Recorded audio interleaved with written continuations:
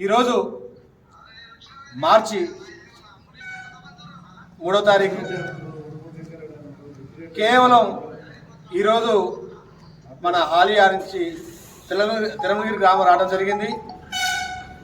ఎందుకు అనగా మార్చి 8, 9వ తారీఖు నాడు మోస్ట్ సీనియర్ కబడ్డీ టోర్నమెంటు 45 నుంచి 60 సంవత్సరాల గల కబడ్డీ క్రీడాకారులకి కబడ్డీ టోర్నమెంట్ నిర్మిస్తున్న ఉద్దేశంతో ఈరోజు తిరుమలగిరి టీం ది మోస్ట్ రాష్ట్రంలోనే బెస్ట్ టీము ఆ రోజుల్లోనే ఆడిన ఉస్మానియా యూనివర్సిటీ మెడల్ సాధించిన టీంలలో మన తిరుమలగిరి సభ్యులు కూడా ఉన్నారు. నాజరెడ్డి అన్న, ఉజ్జెడ్ శంకరెడ్డి అన్న, సైదులు వీరందరూ కూడా నాటి నుంచి నేటి వరకు ఈరోజు ఉస్మానియా యూనివర్సిటీకి మెడల్ రాలేదు.